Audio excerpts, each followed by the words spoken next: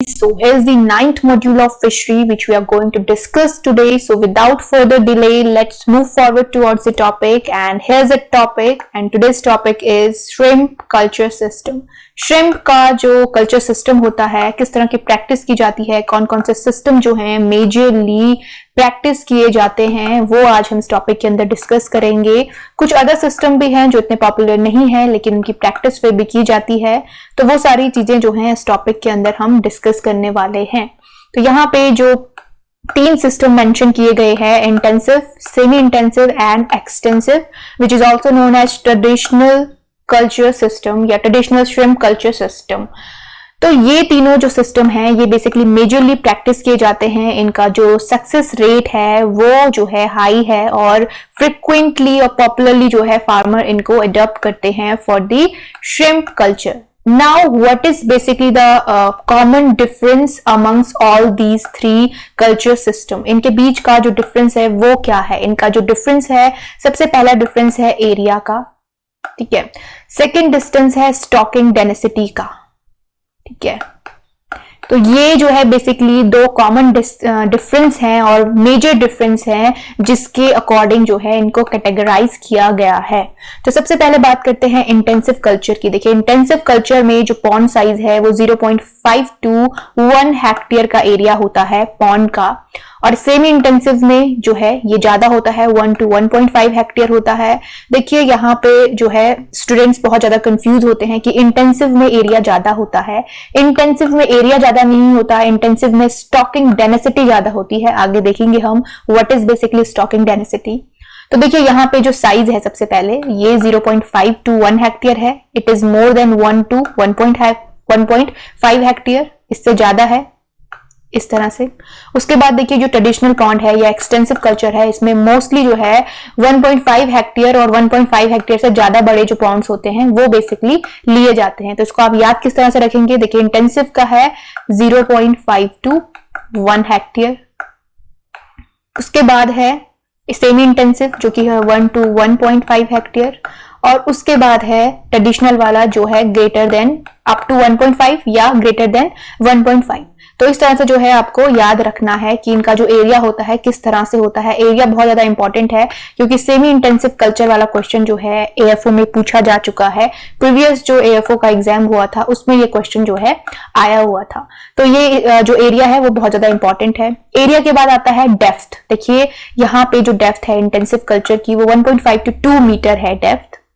उसके बाद semi intensive की जो डेप्थ है वो 1 to 1.5 मीटर डेप्थ है, वाटर डेप्थ।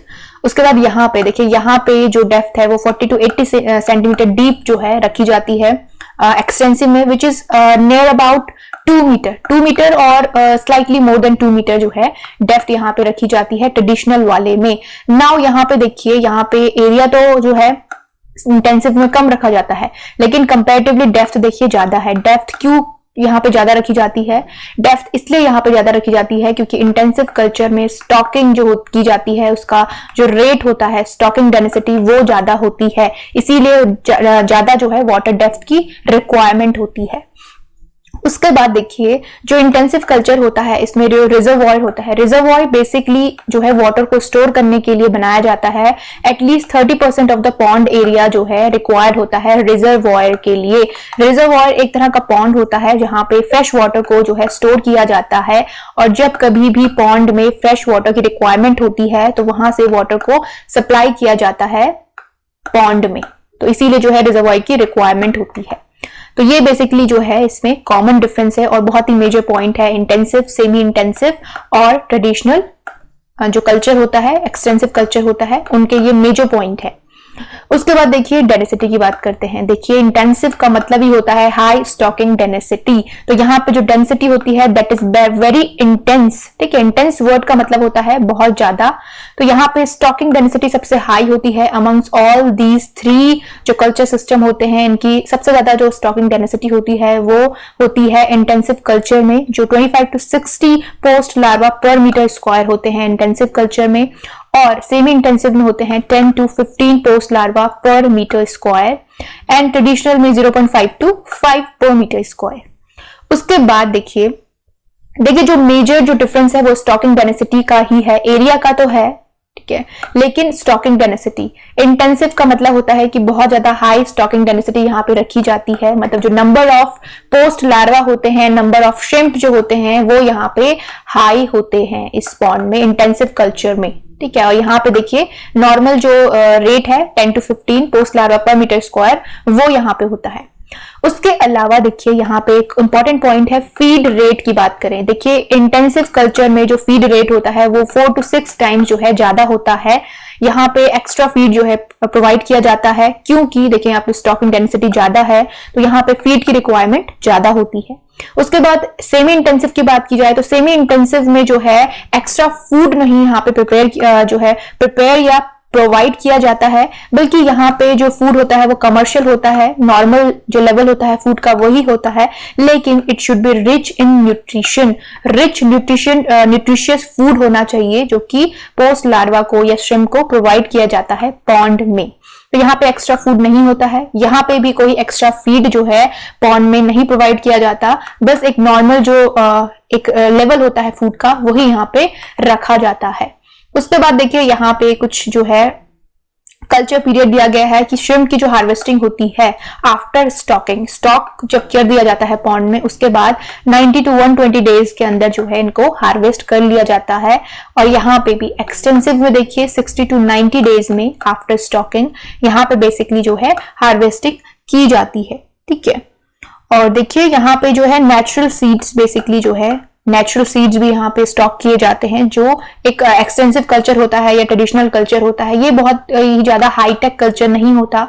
यहाँ पे बेसिकली चीजें नेचुरल रखी जाती हैं या ट्रेडिशनल रखी जाती हैं, जहाँ पे बहुत ज्यादा टेक्निक इन्वॉल्व नहीं होती है।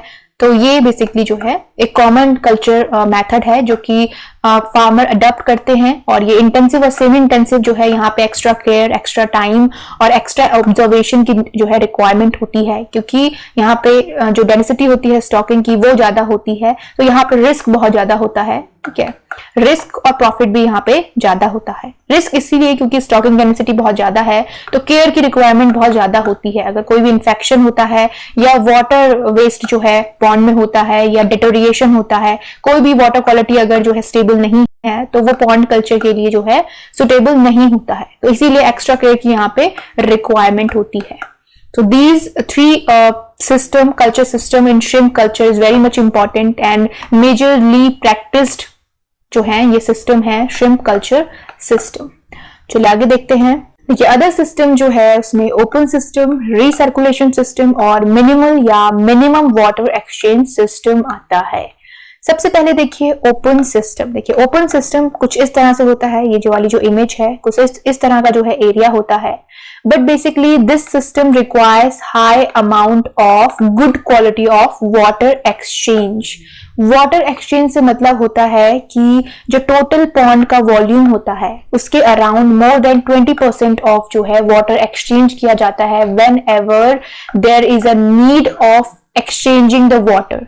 वाई, देखिए जो वाटर होता है उसकी क्वालिटी जब डिटोरिएट होने लगती है, जो एनवायरमेंटल कंडीशन होती है वाटर की, या जो भी वाटर वेस्ट होता है या वाटर की जो फिजिकल क्वालिटीज होती हैं, जो एक जो स्टेबिलिटी होती है वाटर की, जो उसके पैरामीटर्स होते हैं, जब वो जो है फ्लक्चुएट करने लगते हैं तो यहाँ पे फ्रेश वाटर और क्लीन वाटर का एक गुड क्वालिटी ऑफ वाटर का सप्लाई जो है दिया जाता है पॉन्ड में, ताकि उसकी जो प्रॉपर्टीज हैं वो बेसिकली जो है इंप्रूव हो सके और वो श्रिम्प कल्चर के लिए एक सुटेबल पॉन्ड जो है बना रह सके।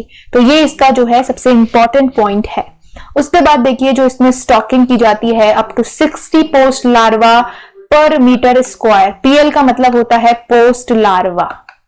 पोस्ट लार्वा स्टेज जो होती है श्रिम्प की, उनकी जब स्टॉकिंग होती है तो यहाँ पे जो है 60 पोस्ट लार्वा स्टेज पर मीटर स्क्वायर जो है स्टॉकिंग की जाती है, जो कि अराउंड 25 to 35 ग्राम के होते हैं विद इन 120 डेज।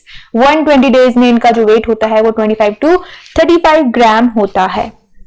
उसके बाद देखिए जो ओपन सिस्टम होता है ये basically it is not very popular amongst the farmer, क्योंकि यहाँ पे जो वाटर की प्रॉपर्टीज होती हैं बेसिकली बहुत जल्दी जो है डिटोरिएट होने लगती हैं। तो यहाँ पे प्लैंकटन होते हैं वो बेसिकली जो है बहुत ज्यादा उनका इन्फेस्टेशन या जो वाटर वेस्ट होता है वो बहुत ज्यादा यहाँ पे होने लगता है, जिसकी वजह से इसकी जो पॉपुलैरिटी है वो इतनी ज्यादा नहीं है। देखिए जो मेन रीजन है ओपन सिस्टम का सुटेबल ना होने का या पॉपुलर ना होने का वो है कि वाटर क्वालिटी। ओपन सिस्टम में जो वाटर क्वालिटी होती है वो बेसिकली जो है बहुत जल्दी डेटोरिएट होती है, as I told you before. तो यही इसका रीजन है कि इसे इतना ज्यादा प्रैक्टिस में नहीं लाया जाता है। उसके बाद नेक्स्ट है रीसर्कुलेशन सिस्टम। देखिए रीसर्कुलेशन सिस्टम कुछ इस तरह से होता है। यहाँ पे क्या किया जाता है, देखिए यहाँ पे श्रिम्प कल्चर किया जा रहा है, ठीक है। उसके बाद whenever there is a requirement, यहाँ पे वाटर को जो है एक्सचेंज किया जाता है, वाटर ट्रीटमेंट दिया जाता है, यहाँ से क्लीन वाटर जो है सर्कुलेट किया जाता है और यहाँ से वाटर वेस्ट को जो है ड्रेन किया जाता है। तो इसका रीसर्कुलेशन का मतलब है कि यहाँ पे फ्रेश वाटर को सर्कुलेट किया जाता है और जो वेस्ट होता है या जो अनक्लीन वाटर होता है उसको पॉन्ड से रिमूव किया जाता है या ड्रेन किया जाता है। तो सर्कुलेशन का रीसर्कुलेशन का मतलब ही ये है। तो यहाँ पे देखिए जो बेसिकली रिक्वायरमेंट होती है वो 40 to 50% of the pond area होती है, ठीक है। जो फ्रेश वाटर जो वाटर एक्सचेंज होता है वो 40 to 50% of the pond area होता है और स्टॉकिंग डेंसिटी होती है 30 to 50 पोस्ट लार्वा स्टेज पर मीटर स्क्वायर, जो कि अराउंड 100 to 130 डेज का कल्चर पीरियड होता है। जो इसका स्टॉकिंग डेंसिटी है वो 30 से 50 है और रेयरिंग पीरियड अराउंड 110 से 130 दिन का होता है।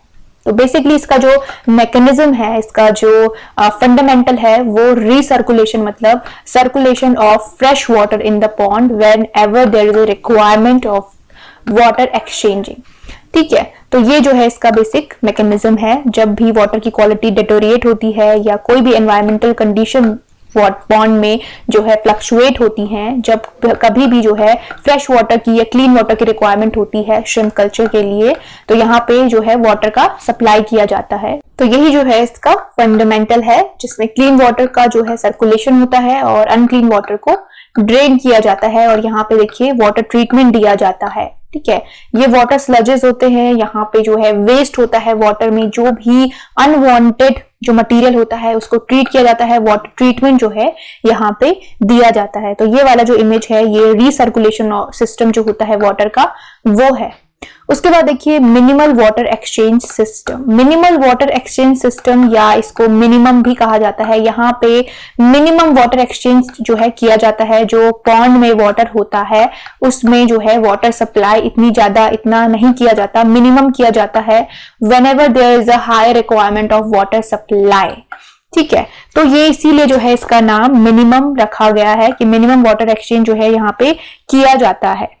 बेसिकली यहाँ पे क्या किया जाता है, ये जो है मिनिमम को क्लोज सिस्टम भी कहा जाता है, ताकि जो बाहर से जो पोल्यूटेड वाटर है उसके कांटेक्ट में जो है पॉन्ड वाटर ना आए। तो यहाँ पे बेसिकली जो है पॉन्ड को फिल किया जाता है with the clean sea water और फिर जो है जो वाटर होता है उसको ट्रीट किया जाता है, उसमें केमिकल्स जो है केमिकल्स की एप्लीकेशन दी जाती है और वाटर को क्लीन करने के बाद वहां पे जो है बेसिकली कल्चर किया जाता है, ठीक है।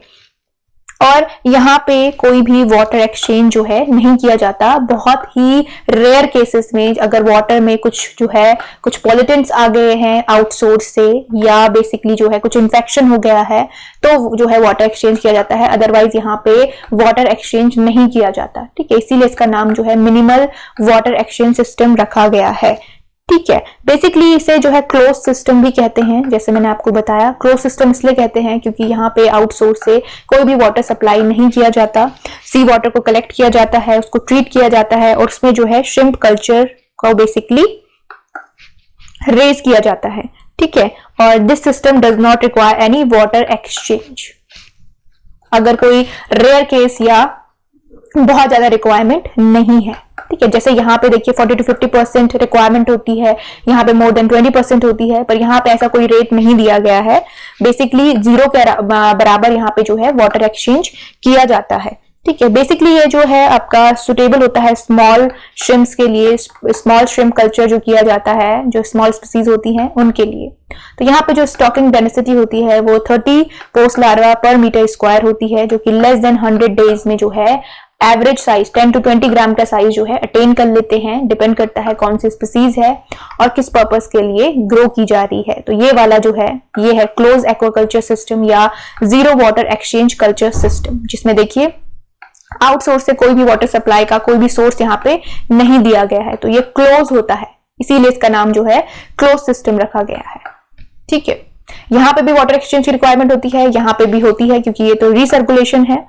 पर यहाँ पे मिनिमम या क्लोज जो सिस्टम होता है वहां पे वाटर एक्सचेंज जो है वो बहुत ही ज्यादा मिनिमम या जीरो होता है।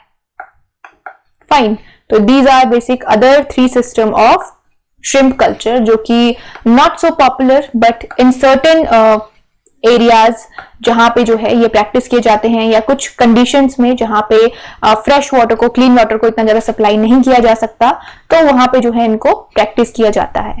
चलिए आगे देखते हैं। देखिए नेक्स्ट है फार्म डिजाइन या फार्म कंस्ट्रक्शन। फार्म कंस्ट्रक्शन के लिए, फार्म डिजाइन के लिए किस तरह से जो है एरिया सिलेक्ट किया जाता है, कौन कौन सी चीजें ध्यान में रखी जाती हैं, वो यहाँ पे मेंशन किया गया है। जैसे एक्सटेंसिव श्रिम्प फार्म साइज जो होता है 0.4 to 0.5 हेक्टेयर का होता है। ठीक है, तो ये जो है बेसिकली एरिया होता है। इसके अलावा जो कंक्रीट होता है, जो डाइक प्रिपेयर की जाती है, जो स्लोप दिया जाता है, वो सारी चीजें जो है फार्म डिजाइन में आती हैं। उसके बाद देखिए water supply system. Water supply system किस तरह से पॉन्ड में वाटर को सप्लाई किया जाता है, अनक्लीन वाटर को किस तरह से क्लीन किया जाता है, किस तरह से क्लीन वाटर को जो है पॉन्ड में सप्लाई किया जाता है, वो सारी चीजें जो है वाटर सप्लाई के अंदर आती हैं। एक पॉन्ड में अराउंड जो है 4 to 6 आवर्स लगते हैं उसको फिल करने में, उसको कंप्लीटली जो है उसका वाटर लेवल को मैनेज करने के लिए किसी भी पॉन्ड में। उसके अलावा देखिए वाटर सप्लाई के लिए रिजर्वॉयर प्रिपेयर किए जाते हैं। वो जो है पॉन्ड एरिया जो होता है उसी के कुछ एरिया में से जो है रिजर्वॉयर को प्रिपेयर किया जाता है, जो कि 30% of the total farm area होता है। पॉन्ड का जो अगर 100% एरिया है, अगर अराउंड जो है आपका 1 हेक्टेयर का एरिया है पॉन्ड एरिया, फार्म एरिया, तो उसमें से 30% जो होगा वो रिजर्वॉयर होता है। रिजर्वॉयर बेसिकली स्टोरेज, एक स्टोरेज पॉन्ड होता है जिसमें क्लीन वाटर को स्टोर किया जाता है, और whenever the requirement to supply the clean water in the pond, तो रिजर्वॉयर से जो है क्लीन वाटर को पॉन्ड में सप्लाई किया जाता है। जब कभी भी वाटर की जो प्रॉपर्टीज होती हैं वो फ्लक्चुएट होती हैं या डिटेरिएट होती हैं, तो रिजर्वॉयर से जो है वाटर का सप्लाई किया जाता है। इसीलिए वाटर सप्लाई सिस्टम जो है इंपॉर्टेंट है श्रिम्प कल्चर के लिए। उसके बाद आता है canal and sedimentation of the pond. देखिए जो ड्रेनेज कैनाल होता है इसे 50 सेंटीमीटर लो रखा जाता है from the lowest point of the, जो पॉन्ड का लोएस्ट पॉइंट होता है उससे 50 सेंटीमीटर लो रखा जाता है, ताकि जो है ग्रेविटी फ्लो से जो ड्रेनेज है वो इजी हो सके। और 5 to 10% ऑफ द जो कल्चर एरिया होता है should be deep enough to prevent mixing and resuspension of the waste. Resuspension मतलब कि जो रिमूवल किया जाता है वेस्ट का, ड्रेनेज के थ्रू किया जाता है पॉन्ड से, तो वो जो है इजीली वहां से हो जाना चाहिए। इस तरह से जो है पॉन्ड का कंस्ट्रक्शन किया जाता है कि जो ड्रेनेज जो होता है पॉन्ड से जो ड्रेन किया जाता है वेस्टेज, वो इजीली जो है ड्रेन हो जाए। उसके बाद देखिए water dumping area. Water dumping area या इसे वेस्ट डंपिंग एरिया भी कहते हैं। वाटर डंपिंग एरिया मैंने इसलिए कहा क्योंकि वाटर में ही वेस्ट होता है, तो it is waste dumping area या वाटर वेस्ट डंपिंग एरिया इसे कहा जाता है। तो यहाँ पे बेसिकली जो वेस्ट होता है पॉन्ड का, पॉन्ड में जो जितने भी प्लैंक्टॉन्स होते हैं, या अगर वो बहुत ज्यादा जो है अमाउंट में इंक्रीज हो रहे हैं, या वो जो है डेटोरिएट हो रहे हैं पॉन्ड में और टॉक्सिक एटमॉस्फेयर एम्बियंस क्रिएट कर रहे हैं, तो वो सारा जो वेस्ट जो कि अनवांटेड होता है पॉन्ड में, इसकी रिक्वायरमेंट नहीं होती है, वो अराउंड वो जो है उस एरिया में डंप किया जाता है। तो ये जो बेसिकली 5 to 10% एरिया होता है जो कि डंपिंग के लिए, जो वेस्ट होता है उसकी डंपिंग के लिए जो है अलग से इसे रखा जाता है फार्म में। फार्म एरिया का around 5 to 10% area dumping of waste dumping के लिए यूज किया जाता है, और ये थोड़ा जो है पॉन्ड से कुछ सर्टेन डिस्टेंस पे जो है बेसिकली प्रिपेयर किया जाता है, ताकि जो इन्फेक्शन है, जो कि पॉल्यूशन है या कोई किसी भी तरह का जो है पॉल्यूशन ये क्रिएट ना करें, या दोबारा से पॉन्ड में जो है इनके कारण किसी भी तरह का इन्फेक्शन ना हो। उसके बाद देखिए डाइक्स में आपको बता चुकी हूँ पहले, जो हमने फिश कल्चर पढ़ा था कि बेसिकली होती क्या है। ये जो है एक तरह की प्रोटेक्टेड जो है वॉल्स होती हैं, स्लोप्स होती हैं, जो कि पॉन्ड में बनाया जाता है। तो किस तरह से बनाया जाता है इसका स्ट्रक्चर मैंने आपको दिखाया था जब फिश कल्चर पढ़ा था उस टाइम पे। तो यहाँ पे देखिए जो डाइक होती हैं, डिजाइन की जाती हैं, वो 1 मीटर डेप्थ ऑफ वाटर जो है प्रिपेयर की जाती हैं। जो इनका स्लोप होता है वो 1:1.5 का सैंडी सॉइल के लिए और 1:1 का क्ले सॉइल के लिए रखा जाता है। ठीक है, तो इस तरह से जो है इसमें जो डाइक के मेजरमेंट्स होते हैं वो रखे जाते हैं श्रिम्प कल्चर में। तो ये कुछ फार्म डिजाइन के जो है मेजरमेंट हैं, कुछ जो इंपॉर्टेंट पॉइंट हैं जो कि ध्यान में रखे जाते हैं किसी भी पॉन्ड को डिजाइन करने से पहले। चलिए आगे देखते हैं। देखिए next practice is about pond management. किस तरह से पॉन्ड का मैनेजमेंट किया जाता है, सेडिमेंट्स जो होते हैं पॉन्ड में उनको किस तरह से जो है क्लीन किया जाता है, जो वेस्टेज होता है उसको किस तरह से रिमूव किया जाता है, जो प्रीडेटर्स होते हैं वो किस तरह से जो है एलिमिनेट किए जाते हैं पॉन्ड से, वो सारी प्रैक्टिसेस होती हैं पॉन्ड मैनेजमेंट के अंदर। जैसा कि हमने फिश कल्चर में पढ़ा था पॉन्ड मैनेजमेंट प्रैक्टिसेस, जिसमें वाटर क्वालिटी को मेंटेन कैसे किया जाता है, लाइमिंग प्रैक्टिसेस कैसे होती है, फर्टिलाइजेशन कैसा होता है, ये सारी चीजें जो है पॉन्ड मैनेजमेंट के अंदर आती हैं। तो इसमें सबसे पहले आता है ड्राई मेथड। देखिए ड्राई मेथड होता है ड्राइंग ऑफ द पॉन्ड जिसे कहते हैं, जिसमें पॉन्ड से जो वाटर होता है उसे कंप्लीटली ड्रेन किया जाता है और उसके बाद सन ड्राइंग की जाती है एटलीस्ट 10 to 30 डेज के लिए, ताकि जो सेडिमेंट्स हैं बॉटम में या जो ब्लैक लेयर होती है सॉइल की उसको रिमूव किया जा सके मैन्युअली और बाय प्लोइंग। तो ये होता है ड्राई मेथड। उसके बाद देखिए प्लोइंग की रिक्वायरमेंट होती है। प्लोइंग कब की जाती है? प्लोइंग की जाती है जो ब्लैक लेयर होती है, ब्लैक सॉइल लेयर जो होती है पॉन्ड के बॉटम में, उसको रिमूव करने के लिए प्लोइंग की जाती है। तो जो वेस्ट होता है पॉन्ड के बॉटम में, जो वेस्ट होता है उसको या तो मैनुअल मेथड से जो है रिमूव किया जाता है। अगर स्मॉल पॉन्ड है तो मैनुअल मेथड यूज किया जाता है। अगर जो है बहुत ज्यादा लार्ज एरिया है तो मैकेनिकल मशीन्स जो है यूज की जाती हैं और जो वेस्ट होता है उसे ट्रांसपोर्ट किया जाता है to the dumping area. Dumping area मैंने आपको बताया जहां पे वाटर वेस्ट को, जो सेडिमेंट्स होते हैं, जो बेसिकली वेस्टेज होता है, उसे डंप किया जाता है। उसके बाद देखिए प्लोइंग के बाद पॉन्ड को ड्राई किया जाता है 5 to 7 डेज तक। तो ये जो है बेसिकली सबसे प्राइमरी ऑपरेशन है जो पॉन्ड में किया जाता है पॉन्ड मैनेजमेंट के अंदर। उसके बाद आगे देखते हैं। देखिए ये इमेजेस हैं, कुछ ये प्लोइंग की इमेज है और ये देखिए ये इस तरह की क्रस्ट जो है फॉर्म होती है पॉन्ड के बॉटम में। इस क्रस्ट को रिमूव किया जाता है बाय प्लोइंग। प्लोइंग से जो है इस क्रस्ट को रिमूव करते हैं, कंप्लीटली से जो है रिमूव करते हैं ताकि जो है पॉन्ड को क्लीन किया जा सके। इस क्रस्ट में बहुत सारे सेडिमेंट्स होते हैं जो कि पॉन्ड के लिए अनडिजायरेबल होते हैं, उनके लिए जो है अनवांटेड होते हैं और पॉन्ड में उनकी रिक्वायरमेंट नहीं होती है, तो इसीलिए इन्हें रिमूव कर दिया जाता है पॉन्ड बॉटम से। जिस तरह से फिश कल्चर में हमने पढ़ा था उसमें भी जो है पॉन्ड के बॉटम में जो है जो लेयर होती है सेडिमेंट्स की, वो बेसिकली जो है फॉर्म होने लगती है, जिससे पॉन्ड का जो वाटर क्वालिटी होता है, पॉन्ड में बहुत सारे टॉक्सिकेंट्स और जो इन्फेस्टेशन होता है वीड का, वो बढ़ने लगता है। तो इन्हीं सब कारणों से जो है इसे रिमूव करने की रिक्वायरमेंट होती है। नेक्स्ट जो प्रैक्टिस है पॉन्ड मैनेजमेंट के अंदर वो है लाइमिंग, लाइम एप्लीकेशन। लाइम को पीएच को मेंटेन करने के लिए, पॉन्ड में जो पीएच होता है उसको मेंटेन करने के लिए लाइम का एप्लीकेशन दिया जाता है। अगर बहुत ज्यादा एसिडिक जो है पॉन्ड में जो एसिड कंटेंट है वो इंक्रीज हो रहा है या जो पीएच है वो बेसिकली जो है एक्सट्रीमली एसिडिक हो जाता है, तो लाइम एप्लीकेशन रिक्वायर्ड होता है। लाइम का एप्लीकेशन दिया जाता है वाटर को न्यूट्रलाइज करने के लिए या पीएच को जो है एक सही लेवल तक मेंटेन करने के लिए। अब देखिए यहाँ पे डिफरेंट काइंड ऑफ लाइम्स जो होते हैं वो बेसिकली यूज किए जाते हैं। किस तरह से? देखिए यहाँ पे जो ये फॉर्मूला दिया गया है ये है कैल्शियम कार्बोनेट का, जिसे एग्रीकल्चर लाइम कहते हैं। एग्रीकल्चर लाइम जो है एक पोलराइज्ड लाइम होता है जो कि पाउडर फॉर्म में होता है, फाइन फॉर्म में होता है और कैल्शियम कार्बोनेट उसे कहा जाता है।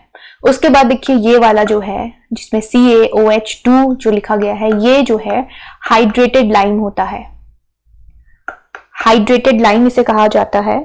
और ये जो लाइम होता है हाइड्रेटेड लाइम, ये बेसिकली फॉर्म होता है व्हेन बर्न्ट लाइम को जब वाटर ट्रीटमेंट दिया जाता है तो हाइड्रेटेड लाइम जो है फॉर्म होता है। तो ये दो तरह के लाइम है। इसके अलावा डोलोमाइट का एप्लीकेशन दिया जाता है। डोलोमाइट, देखिए डोलोमाइट में क्या होता है, कैल्शियम और मैग्नीशियम दोनों होता है और ये एक रॉक मिनरल है। ठीक है, नेचुरली अकर होने वाला रॉक मिनरल है जिसमें कैल्शियम भी होता है और मैग्नीशियम भी होता है। इसका जो फॉर्मूला होता है वो CaMgCO3 ब्रैकेट 2N, ये जो है बेसिकली डोलोमाइट का फॉर्मूला होता है, ठीक है। और जो डोलोमाइट होता है ये इनिशियल स्टेज में दिया जाता है, इनिशियल स्टेज ऑफ कल्चर।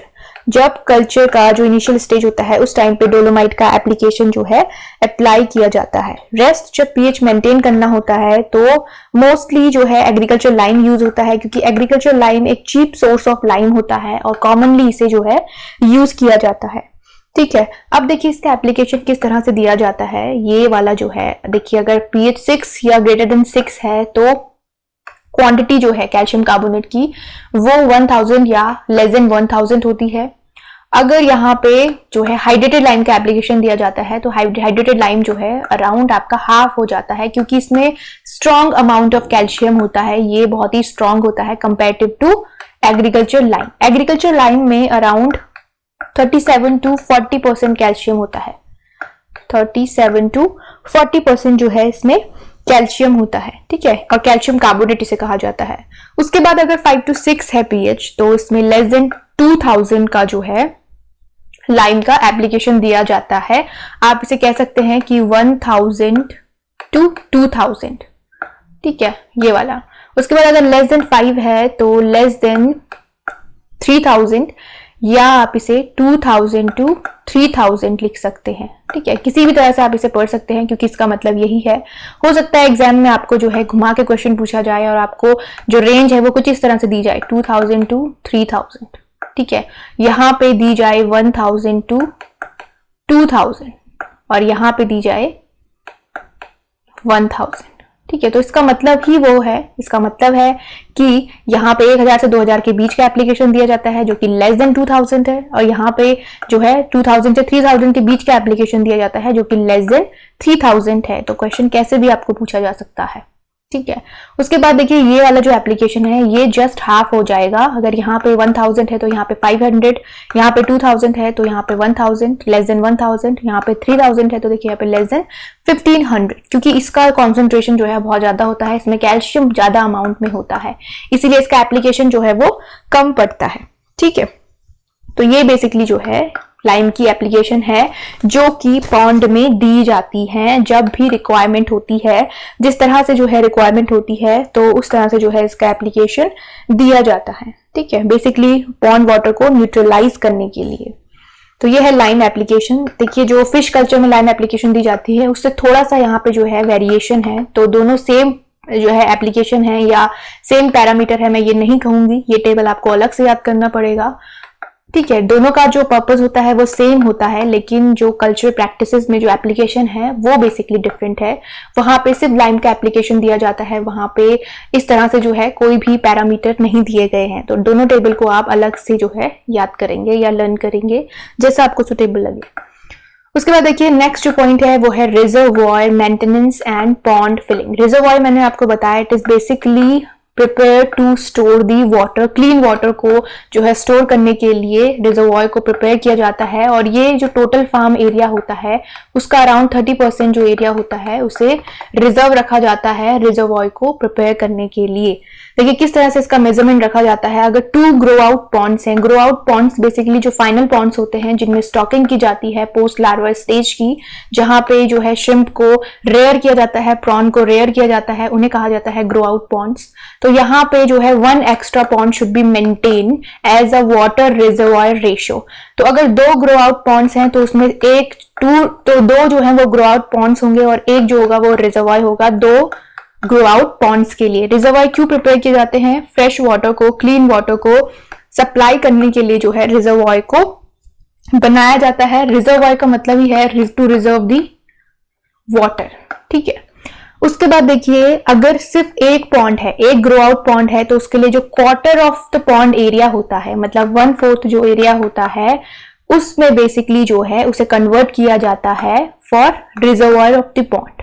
मतलब अगर कोई पॉन्ड एरिया है तो उसका क्वार्टर एरिया जो होगा उसमें रिजर्वॉयर पॉन्ड को जो है बनाया जाएगा ताकि रिजर्वॉयर से वाटर को सप्लाई किया जा सके पॉन्ड में whenever the demand of water in the pond.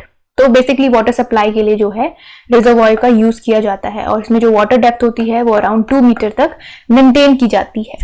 उसके बाद देखिए जो वाटर स्टॉक किया जाता है रिजर्वॉयर में या जो सेव किया जाता है रिजर्वॉयर में, वो एटलीस्ट 14 डेज के लिए जो है पहले सेव किया जाता है रिजर्वॉयर में before pumping it to the shrimp culture pond. Shrimp culture pond में पंप करने से पहले जो है 14 डेज तक इसको रिजर्वॉयर में रखा जाता है ताकि उसमें प्लैंकटॉन्स जो हैं वो बेसिकली इमर्ज हो।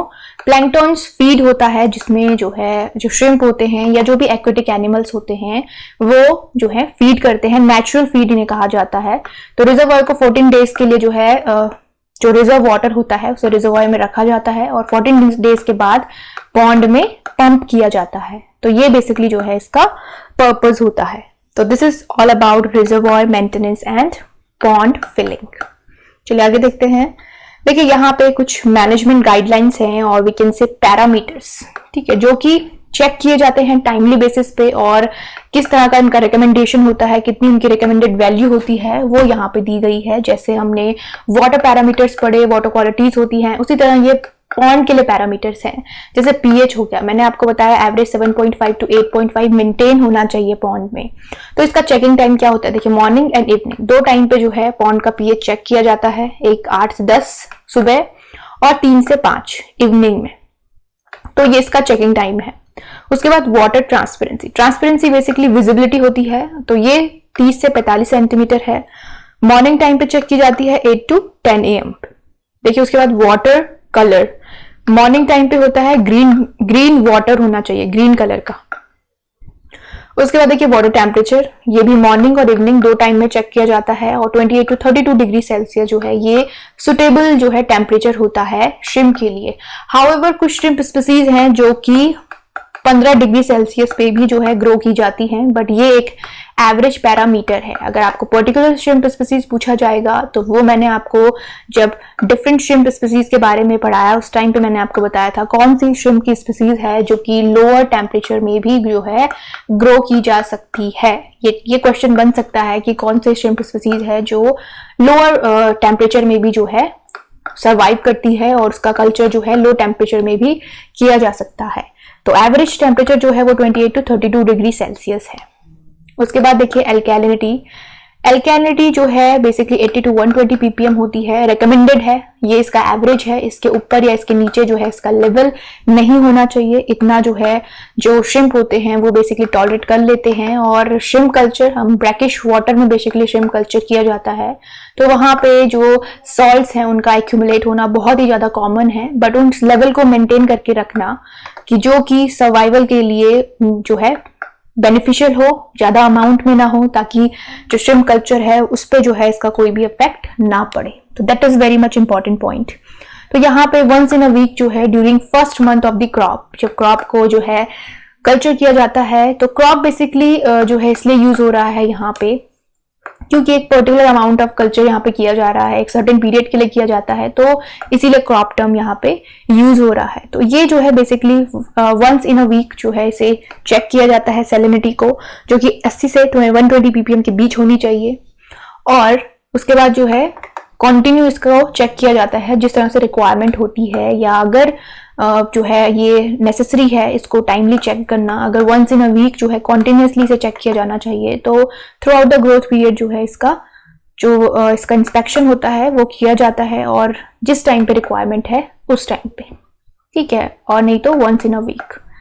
ये आप याद रखेंगे, वंस इन अ वीक जो है सैलिनिटी का इंस्पेक्शन किया जाता है या चेकिंग की जाती है। तो ये जो है बेसिक गाइडलाइंस हैं पॉन्ड में जो बहुत ही स्ट्रिक्टली फॉलो की जाती हैं श्रिम्प कल्चर के लिए, फॉर श्रिम्प कल्चर, ठीक है। चलिए आगे देखते हैं। देखिए अब यहाँ पे जो इम्पॉर्टेंट पॉइंट है इरेडिकेशन ऑफ प्रेडेटर्स, जैसे कि फिश कल्चर में हमने देखा था, यहाँ पे भी जो पॉन्ड से जो प्रेडेटर्स होते हैं उनको रिमूव किया जाता है। देखिए fish can be killed by application of T seed powder. यहाँ पे जो फिशेस होती हैं, प्रेडेटरी फिशेस होती है या आउटसोर्स से कोई भी एक्वेटिक एनिमल जो पॉन्ड में आता है, तो उनको बेसिकली इरेडिकेट करने के लिए टी सीड पाउडर का यूज किया जाता है। फिश कल्चर में हमने देखा था महुआ केक का यूज किया जाता है, कॉमनली जो है महुआ केक का, ठीक है। यहाँ पे यूज किया जाता है फिश का, sorry not fish, T seed powder का यूज किया जाता है प्रेडेटरी फिशेस को रिमूव करने के लिए at the rate of 20 to 30 ppm जो है इसका एप्लीकेशन दिया जाता है। और ये जो है बेसिकली कंप्लीटली फिशेस को, जो प्रेडेटरी फिशेस होती हैं या कोई भी एक्वेटिक एनिमल जो कि प्रेडेटर है, उसको रिमूव करता है, एलिमिनेट करता है पॉन्ड से। After the application of T seed, जो टी सीड होते हैं उसका एप्लीकेशन देने के बाद पॉन्ड को 3 दिन के लिए बेसिकली छोड़ दिया जाता है before the post larva can be stocked. Post larva को स्टॉक करने से पहले जो है ये एप्लीकेशन दिया जाता है। और देखिए स्नेल्स को एलिमिनेट किया जाता है by the application of quick lime. Quick lime का एप्लीकेशन दिया जाता है 530 kg पर hectare and then sun drying की जाती है 2 से 3 दिन के लिए। ये इंपॉर्टेंट है, जो स्नेल्स होते हैं उनको रिमूव करने के लिए। उसके बाद देखिए हाइपोक्लोराइड जो है केमिकल यूज किया जाता है पॉन्ड में। बेसिकली जो प्लैंक्टोनिक ऑर्गेनिजम्स होते हैं उनके लिए should be applied after the pond is filled. ये किया जाता है जब पॉन्ड को जो है वाटर से फिल कर दिया जाता है, उस टाइम पे हाइपोक्लोराइड का एप्लीकेशन दिया जाता है प्रायर टू लाइमिंग। हाइपोक्लोराइड जो है प्रायर टू लाइमिंग दी जाती है। बेसिकली जो प्रोसेस होता है वो इस तरह से होता है, हाइपोक्लोराइड का एप्लीकेशन दिया जाता है, उसके बाद लाइमिंग की जाती है एंड देन फर्टिलाइजेशन होता है। इस तरह से प्रोसेस होता है, ठीक है। तो hypochloride, then lime and then fertilization, ठीक है। तो देखिए हाइपोक्लोराइड का एप्लीकेशन दे दिया, उसके बाद हाइपोक्लोराइड के एप्लीकेशन के बाद जो है should be aerated and application of lime and fertilizer should be conducted on 3rd day। उसके बाद देखिए 7वें दिन जो है पोस्ट लार्वा का स्टॉक जो है वो पॉन्ड में स्टॉक किया जाता है। तो इस तरह से जो है ये सीरीज ऑफ जो एप्लीकेशन होती है इस तरह से दी जाती है, ठीक है। तो ये आप ध्यान रखेंगे, हाइपोक्लोराइड, उसके बाद लाइम एंड देन फर्टिलाइजर, ठीक है। तो ये बेसिकली जो है इसका सीरीज ऑफ एप्लीकेशन है जो कि डिफरेंट प्रैक्टिस की जाती है पॉन्ड में। देखिए यहाँ पे जो है ये क्विक लाइम का एप्लीकेशन स्नेल के लिए दिया जाता है, फाइन। तो देखिए ये जो यहाँ पे लाइम एप्लीकेशन है ये बेसिकली जो है पीएच मेंटेनेंस के रिगार्डिंग है यहाँ पे, और फर्टिलाइजर अदर एप्लीकेशन है। तो हाइपोक्लोराइड यहाँ पे जो है ये बेसिकली अप्लाई किया जाता है हैचिंग ऑफ प्लैंक्टोनिक ऑर्गेनिज्म के लिए, to allow the hatching of planktonic organism. तो यहाँ पे कंफ्यूज नहीं होंगे, यहाँ पे जो लाइम एप्लीकेशन है ये स्नेल्स को रिमूव करने के लिए दिया जाता है, और ये वाला जो लाइम एप्लीकेशन है ये जो है पॉन्ड में जो पीएच मेंटेन होता है उसके लिए बेसिकली यहाँ पे बताया गया है, ठीक है। और उसके बाद फर्टिलाइजर। तो ये जो है एरेडिकेशन ऑफ प्रेडेटर्स हैं, जिसमें सबसे पहला पॉइंट आपको रखना है टी सीड पाउडर यूज होता है और क्विक लाइम यूज होता है स्नेल्स को रिमूव करने के लिए, ठीक है। तो चलिए आगे देखते हैं। देखिए अब है यहाँ पे फर्टिलाइजर। देखिए फर्टिलाइजर का जो एप्लीकेशन होता है बेसिकली ऑर्गेनिक और इनऑर्गेनिक दोनों टाइप के फर्टिलाइजर यूज होते हैं। ऑर्गेनिक मेन्योर में जो यूज होता है वो है basically dried chicken manure. Dried chicken manure जो है वो as an organic source of manure use होता है श्रिम्प कल्चर में, जो कि 200 to 300 kg पर हेक्टेयर अप्लाई किया जाता है पॉन्ड में। उसके बाद जो इनऑर्गेनिक फर्टिलाइजर है, इनऑर्गेनिक फर्टिलाइजर में यूरिया में 46% जो है नाइट्रोजन होता है। अमोनियम फोस्फेट, देखिए इसमें 16 नाइट्रोजन 20 फोस्फोरस होता है। और कुछ अदर जो फर्टिलाइजर्स होते हैं जिनमें बेसिकली 16:16:16 का रेशियो होता है एनपीके का, उनको यूज किया जाता है पॉन्ड में as a source of fertilizer. और ये जो है 20 to 30 kg पर हेक्टेयर के रेट से अप्लाई किए जाते हैं पॉन्ड में। तो ये जो है ऑर्गेनिक है और ये इनऑर्गेनिक है। तो इनऑर्गेनिक में यूरिया और अमोनियम फोस्फेट को कॉमनली यूज किया जाता है as a source of nutrients. उसके बाद देखिए फर्टिलाइजर इधर ऑर्गेनिक और इनऑर्गेनिक जो हैं बेसिकली पॉन्ड में डेली जो है इनका एप्लीकेशन होता है 5 to 10% of the initial amount to maintain the plankton bloom. Plankton bloom को मेंटेन करने के लिए 5 to 10% जो है इनका इनिशियल अमाउंट पॉन्ड में अप्लाई किया जाता है प्लैंक्टन को, ताकि जो है इनफ अमाउंट ऑफ न्यूट्रिशन मिल सके और ये जो है प्रॉपरली पॉन्ड में ग्रो हो सके, क्योंकि इनके ऊपर ही जो है ये नेचुरल फीड होता है। तो नेचुरल फीड का प्रॉपरली अबंडेंसी ऑफ द फीड जो है ग्रोथ रेट के लिए सबसे क्रूशियल रोल प्ले करती है। तो प्लैंकटन ब्लूम के लिए डेली जो है एप्लीकेशन दिया जाता है, इनिशियल अमाउंट जो होता है 5 to 10%। तो ये बेसिकली फर्टिलाइजर एप्लीकेशन के अंदर आता है। ठीक है, चलिए आगे देखते हैं। देखिए नेक्स्ट है एरिएशन। एरिएशन जो होता है बेसिकली पॉन्ड में एयर फ्लो को, जो वाटर में एयर फ्लो होता है उसे बेसिकली मेंटेन करने के लिए जो है रिक्वायर्ड होता है, क्योंकि एरिएशन की जो रिक्वायरमेंट होती है पॉन्ड में वो बहुत ज्यादा होती है, क्योंकि जो डिजॉल्व ऑक्सीजन होता है उसी से जो है जो एक्वेटिक एनिमल्स होते हैं ऑक्सीजन को कंज्यूम करते हैं, और जो एक्वेटिक प्लांट्स होते हैं उनके लिए भी जो है बेसिकली जो एरिएशन होता है वो इंपॉर्टेंट होता है। तो देखिए यहाँ पे किस तरह से एरिएशन को मेंटेन करके रखा जाता है। अगर देखिए 0.5 to 1 हेक्टेयर का पॉन्ड है तो उसमें अराउंड 4 एरिएटर्स जो है इंस्टॉल किए जाते हैं at the 4 corners of the pond. Pond के जो कॉर्नर्स होते हैं उनमें बेसिकली उनको फिक्स किया जाता है, इंस्टॉल किया जाता है, और इनमें जो है एचपी बेसिकली हॉर्स पावर, जो इसमें स्मॉल इंजन होते हैं वो फिट किए जाते हैं और मोटर से बेसिकली जो है ये वर्क करते हैं। और पैडल व्हील होते हैं इनमें। पैडल व्हील देखिए कुछ व्हील इस तरह के होते हैं, जिस तरह से साइकिल में पैडल्स होते हैं उस तरह के व्हील होते हैं, और इसीलिए जो है इन्हें पैडल व्हील कहा गया है। तो ये इस तरह से जो है वर्क करते हैं, जिस तरह से पैडल जो है घूमता है उसी तरह से ये जो है इस तरह से घूमते हैं और वाटर में जो है एरिएशन को मेंटेन करते हैं। तो देखिए किस तरह से, देखिए 1 HP का पैडल व्हील एरिएटर जो है यूज किया जाता है pond with the depth of 1.2 meter और लेस देन 1.2 मीटर। तो वाटर डेप्थ के अकॉर्डिंग जो है ये जो पैडल व्हील एरिएटर्स होते हैं इनका सिलेक्शन किया जाता है। अगर वाटर लेवल 1.2 मीटर है या इससे कम है तो 1 HP का पैडल व्हील एरिएटर जो है यूज किया जाता है। अराउंड 2 HP का जो पैडल व्हील होता है वो ग्रेटर देन 1.2 मीटर का जो डेप्थ होता है वाटर लेवल, उससे ऊपर का जो वाटर लेवल होता है उसमें जो है 2 HP का पैडल व्हील यूज किया जाता है। ठीक है, डीपर देन 1.2 मीटर। और उसके बाद देखिए जो मोस्ट पॉपुलर टाइप एरिएटर है जो कि लॉन्ग आर्म पैडल व्हील एरिएटर जिसे कहा जाता है, 2 से 10 HP का इलेक्ट्रिक और डीजल मोटर जो है बेसिकली ये जो पैडल व्हील एरेटर होता है वो 2 से 10 HP का होता है और डीजल मोटर इसमें होती है। तो ये जो है बेसिकली यूज किया जाता है मोस्ट पॉपुलरली, और कुछ इस तरह से जो है ये दिखाई देते हैं और इनमें मोटर जो होती हैं वो फिक्स होती हैं। तो इनका जो मैकेनिज्म होता है पैडल व्हील का, मतलब कुछ इस तरह के जो है पैडल लाइक जो अपीयरेंस होता है, और ये जो है बेसिकली इस तरह से जो है ये घूमते हैं वाटर में, देखिए इस तरह से, और वाटर में एरिएशन को मेंटेन करके रखते हैं। तो ये जो है एरिएशन के अंदर आता है। चलिए आगे देखते हैं। देखिए नेक्स्ट है फीड एंड फीडिंग। देखिए फीड मैनेजमेंट जो है इंपॉर्टेंट प्रैक्टिस है। देखिए cost of feed 50 to 70% of the total variable cost होती है, जो फीड की कॉस्ट होती है। देखिए फीड इंपॉर्टेंट है क्योंकि एक्वेटिक एनिमल्स जो होते हैं इनका जो ग्रोथ रेट होता है वो फीड पे डिपेंड करता है। Abundancy of feed and rate of feed पे डिपेंड करता है। अभी इस टाइम पे, रिसेंट टाइम पे जो एक्वाकल्चर फार्म्स हैं उनमें बेसिकली जो फूड कन्वर्जन रेशियो है वो है 1:1.5 to 1.8। तो ये जो है बेसिकली फूड कन्वर्जन रेशियो है। उसके बाद देखिए न्यूट्रिएंट रिक्वायरमेंट्स। देखिए फूड कन्वर्जन रेशियो जो है मैं आपको बता चुकी हूँ क्या होता है। बेसिकली जो आउटपुट होता है, इनपुट और आउटपुट का जो रेशियो होता है वो होता है फूड कन्वर्जन रेशियो।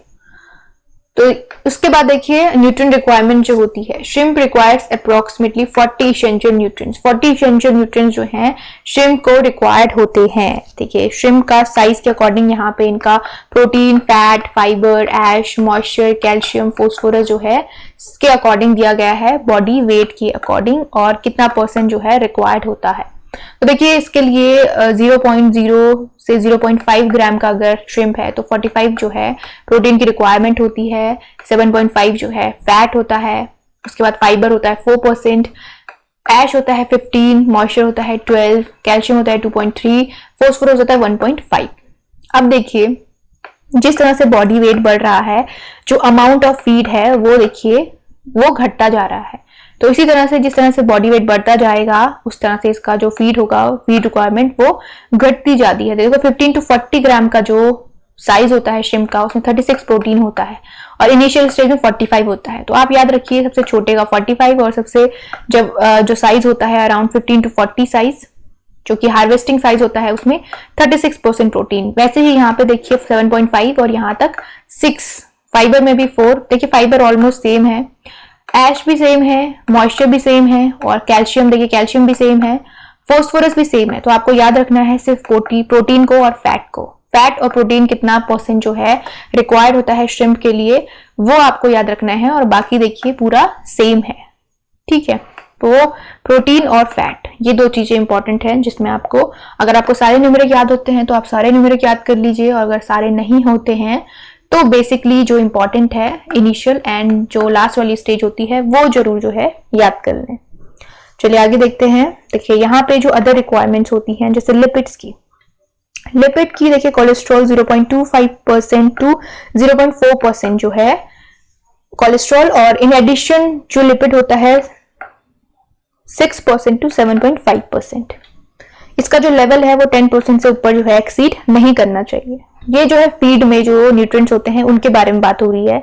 उसके बाद देखिए कार्बोहाइड्रेट, कार्बोहाइड्रेट जो है इंपॉर्टेंट होता है। कार्ब्स जो होता है वो एनर्जी का सोर्स होता है, तो कार्बोहाइड्रेट जो है वो बहुत ज्यादा जो है इंपॉर्टेंट होता है बॉडी के लिए, फिश की बॉडी के लिए या श्रिम्प की बॉडी के लिए, क्योंकि इसे एज अ सोर्स ऑफ जो है एनर्जी यूटिलाइज करते हैं एक्वेटिक एनिमल, या कोई भी एनिमल, कोई भी लिविंग ऑर्गेनिज्म जो है वो कार्बोहाइड्रेट को as a source of energy जो है यूज करता है, ठीक है। उसके बाद देखिए मिनरल्स, मिनरल्स जो है 0.9% जो है रेकमेंडेड है डाइट में। जो अवेलेबल फॉस्फोरस होता है अराउंड 0.9%।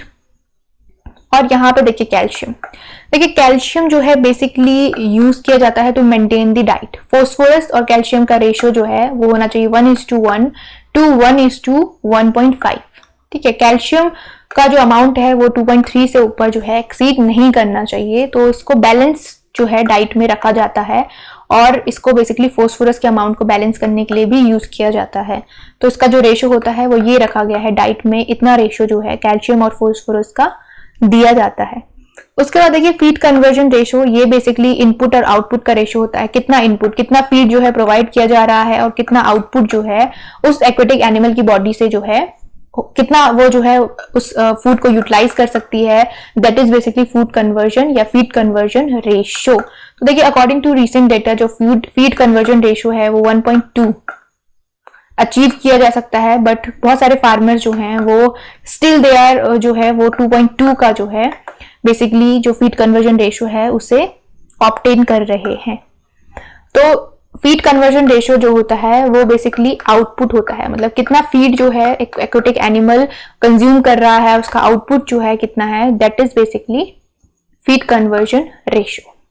देखिए नेक्स्ट है गुड वाटर स्टेबिलिटी। देखिए जो श्रिम्प होते हैं दे आर स्लो फीडर होते हैं, तो जो वाटर में स्टेबिलिटी होती है it should be over 2 hours. 2 hours से ज्यादा जो है वाटर में स्टेबिलिटी बनी रहनी चाहिए, जो कि किसी भी श्रिम्प के लिए इंपॉर्टेंट होती है, क्योंकि they are very slow feeder, slowly जो है ये फीड करते हैं उसके ऊपर, तो वाटर स्टेबिलिटी मेंटेन रहती है, मतलब वाटर में बहुत ज्यादा एक्टिविटीज जो है वो नहीं होनी चाहिए। तो ये होता है गुड वाटर स्टेबिलिटी। उसके बाद देखिए नेक्स्ट है packaging and optimal condition storage.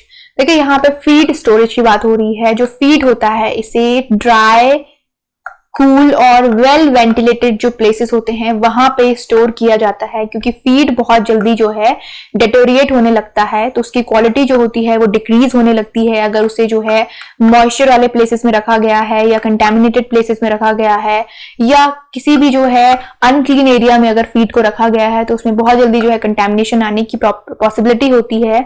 तो इसीलिए जो है इन्हें क्लीन एरिया में स्टोर किया जाता है, जहां पे मॉइस्चर फ्री हो, वहां पे जो है ड्राई कंडीशन हो, कूल कंडीशन हो, और वेंटिलेशन जो है वहां पे बेसिकली अवेलेबल हो। तो इसके रैपिड डेटोरिएशन को प्रिवेंट करने के लिए, फीड को रैपिडली डेटोरिएट होने से रोकने के लिए जो है इसको मेंटेन किया जाता है, प्रिजर्व किया जाता है, या जो है इसको स्टोर किया जाता है। उसके बाद देखिए जो फीड होता है उसको 3 मंथ से ज्यादा जो है उसे स्टोर नहीं किया जाता, और बहुत ज्यादा ओल्ड जो फीड होता है उसे पॉन्ड में प्रोवाइड नहीं किया जाता, क्योंकि बहुत ज्यादा जो पुराना फीड होता है उसमें कंटेमिनेशन या जो उसकी प्रॉपर्टीज होती हैं वो बेसिकली जो है डिटोरिएट हो जाती हैं, उसकी जो क्वालिटी होती है वो उतनी अच्छी नहीं होती है कि उसे पॉन्ड में जो है प्रोवाइड किया जा सके। तो जो 3 मंथ से नीचे का जो फीड होता है, मतलब 2 मंथ्स या 2.5 मंथ्स, वो फीड जो है सुटेबल होता है प्रोवाइड करने के लिए। जो स्टोर फीड होता है उसकी यहाँ पे बात हो रही है, जो फीड को स्टोर किया जाता है। अगर वो 2 मंथ पुराना है तो उसे एज अ फीड जो है प्रोवाइड किया जा सकता है, अगर 3 महीनों से ज्यादा स्टोर करके उसे रखा गया है, प्रोसेसिंग के 3 मंथ से ज्यादा टाइम तक जो है उसे अगर स्टोर किया गया है, तो that is not suitable for feeding the shrimp. तो ये जो है इसके पैरामीटर हैं। चलिए आगे बढ़ते हैं।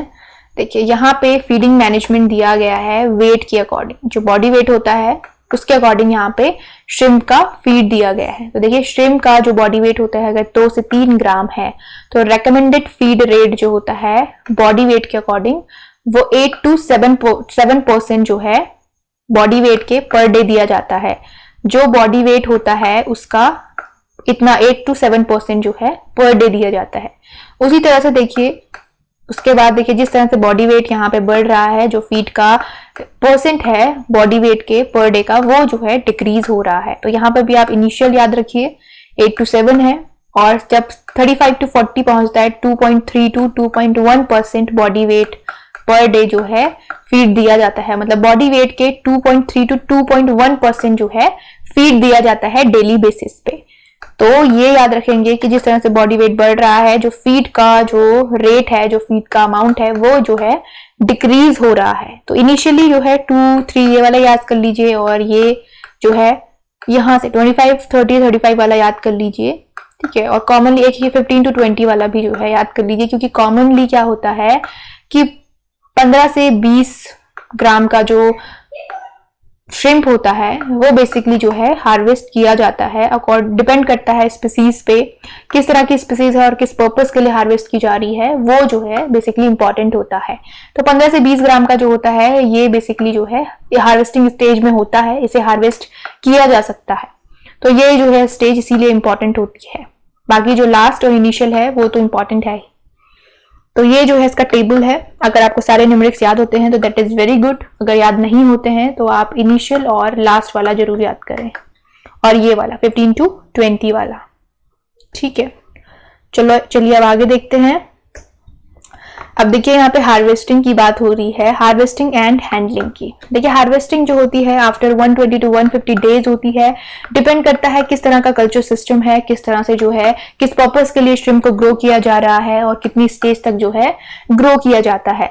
तो जो साइज होता है देखिए 20 to 30 ग्राम का साइज होता है 120 से 150 दिन में। हमने फर्स्ट स्लाइड में देखा था कि जो ट्रेडिशनल सिस्टम होता है उसमें अराउंड 60 to 90 डेज का जो है कल्चर पीरियड होता है, ठीक है। तो ये कल्चर पीरियड डिपेंड करता है, सबसे पहले डिपेंड करता है कितना एरिया है, स्टॉकिंग डेंसिटी क्या है, और डिपेंड करता है किस पर्पस के लिए ग्रो किया जा रहा है। तो वो सारी चीजें जो है हार्वेस्टिंग और हैंडलिंग उस पर डिपेंड करती है। बेसिकली हैंडलिंग जो है वो पोस्ट हार्वेस्ट मैनेजमेंट है, किस तरह से जो है श्रिम्प को हार्वेस्टिंग के बाद हैंडल किया जाता है, किस तरह से स्टोर किया जाता है। देखिए हार्वेस्टिंग के बाद जो श्रिम्प होते हैं उनको क्रस्ट आइस में जो है रखा जाता है, क्योंकि श्रिम्प की डिटोरिएट होने की जो पॉसिबिलिटी होती है सबसे ज्यादा होती है, बहुत पेरिशेबल्स ये होते हैं, तो इसीलिए जो है इनको क्रस्ट आइस में स्टोर किया जाता है, ठीक है। उसके बाद देखिए हार्वेस्टिंग देखिए किस टाइम पे की जाती है। वाटर लेवल जो पॉन्ड का जो रिड्यूस होता है 0.5 to 0.75 मीटर डीप जो है, वाटर लेवल जब रिड्यूस होने लगता है तो कंप्लीटली पॉन्ड को ड्रेन किया जाता है और फिर हैंड पिकिंग की जाती है, ठीक है। 4 to 6 आवर में पॉन्ड ड्रेन हो जाता है और हैंड पिकिंग फिर जो है पॉन्ड बॉटम से श्रिम्प की जाती है। इस तरह से जो है इसकी हार्वेस्टिंग की जाती है। लेकिन नेक्स्ट है टाइम ऑफ हार्वेस्टिंग। हार्वेस्टिंग का टाइम और शेड्यूल किस तरह से किया जाता है वो यहाँ पे मेंशन किया गया है। देखिए जो पॉन्ड में जो प्रोपोर्शन होता है सॉफ्ट शेल श्रिम्प का, it should not be more than 5%। 5% से ज्यादा जो है नहीं होना चाहिए। सॉफ्ट शेल श्रिम्प जो होते हैं, जिनका जो शेल होता है वो बेसिकली डेलिकेट होता है, उनके लिए कहा गया है सॉफ्ट शेल श्रिम्प, ठीक है। उसके बाद देखिए नेक्स्ट पॉइंट जो है शेड्यूल किस टाइम पे हार्वेस्टिंग की जाती है। हार्वेस्टिंग की जाती है half way between 2 moultings. Now what is moultings? Basically moultings जो होती है it is an inherit habit of crustacean. Crustacean मैंने बताया था प्रीवियस लेक्चर में, क्रुस्टेशियन क्या होते हैं। क्रुस्टेशियन बेसिकली जो है श्रिम्प, क्रैब्स जो होते हैं ये क्रूस्टेशियन फैमिली को बिलोंग करते हैं। क्रूस्टेशियन जो है कैटेगराइज किया गया है इनके जो फिजिकल जो अपीयरेंस होता है, इनकी जो एनाटॉमी होती है उसके अकॉर्डिंग इनको जो है कैटेगराइज किया गया है। तो जो क्रूस्टेशियन होते हैं ये पीरियडिकली अपने एक्सोस्केलेटन को जो है शेड करते हैं, उसी प्रोसेस को कहा जाता है मॉल्टिंग। तो दो मॉल्टिंग के बीच का जो टाइम होता है उस टाइम पे जो है हार्वेस्टिंग बेसिकली शेड्यूल की जाती है। अब देखिए यहाँ पे जो है एग्जाम्पल दिया गया है कि अगर एक एवरेज बॉडी वेट का श्रिम्प है जो कि 30 ग्राम का है, तो जो उसकी हार्वेस्टिंग होगी वो प्लान की जाएगी 7 to 8 डेज आफ्टर दी एक्सोवियम। जो एक्सोवियम बेसिकली एक्सोस्केलेटन को कहा जाता है, जो एक्सोस्केलेटन होता है वो होता है एक्सोवियम। तो जब पहली जो इसकी मोल्टिंग होगी, मतलब फॉर एग्जांपल ये 30 ग्राम का जो श्रिम्प है इसने अपना मोल्टिंग प्रोसेस किया, इसने अपने एक्सोस्केलेटन को रिमूव किया। उसके बाद देखिए जब 7 से 8 दिन हो जाएंगे, ठीक है, यहाँ पे जो है इसकी हार्वेस्टिंग की जाएगी, क्योंकि उसके बाद फिर से जो है मोल्टिंग होती है, पीरियडिकली मोल्टिंग्स होती हैं। तो देखिए जो नेक्स्ट मोल्टिंग साइकिल होगा वो 14 से 16 डेज में होगा। तो क्या किया जाता है, पहली मोल्टिंग और दूसरी मोल्टिंग के बीच का जो टाइम पीरियड होता है उसमें हार्वेस्टिंग की जाती है। इस लाइन का मतलब ये है, इस वाली लाइन का, ठीक है। तो मोल्टिंग अगर आपसे पूछा जाए किस में की जाती है, फिशेस में नहीं की जाती, श्रिम्प में मोल्टिंग होती है। मोल्टिंग मतलब अपने एक्सोस्केलेटन को रिमूव करना, या जो अपनी बॉडी का आउटर जो पार्ट होता है उसे बेसिकली रिमूव करना इज मोल्टिंग। और जो एक्सोस्केलेटन होता है उसको एक्सोवियम कहा जाता है। देखिए कुछ टर्म्स जो होते हैं वो एग्जाम में इसी तरह से यूज किए जाते हैं ताकि आपको जो है थोड़ा सा डिफिकल्ट लैंग्वेज वहां पे दी जाए और आप जो है वहां पे कंफ्यूज हो। इसीलिए एक्सोवियम का मतलब होता है एक्सोस्केलेटन, और इसके रिमूव करने की जो प्रोसेस होती है वो होती है मोल्टिंग। तो यही था श्रिम्प में जो कि इंपॉर्टेंट पॉइंट्स पॉन्ड मैनेजमेंट के रिगार्डिंग, इसके सिस्टम के रिगार्डिंग जो भी इंपॉर्टेंट प्रैक्टिसेस की जाती हैं और जो कि इंपॉर्टेंट प्रैक्टिसेस होती हैं। मॉड्यूल 8 के अंदर जो है हमने डिस्कस किया था श्रिम्प के बारे में, और मॉड्यूल 9 के अंदर हमने इसके प्रैक्टिसेस जो होती हैं, सिस्टम जो होते हैं, कल्चर सिस्टम, उसके बारे में जो है डिस्कस किया है। तो 9th मॉड्यूल जो है फिशरी का कंप्लीट होता है यहाँ पे। नेक्स्ट जो मॉड्यूल होगा हम बहुत जल्द डिस्कस करेंगे। तो till then you guys keep studying. मिलते हैं नेक्स्ट टॉपिक में। Thank you for watching.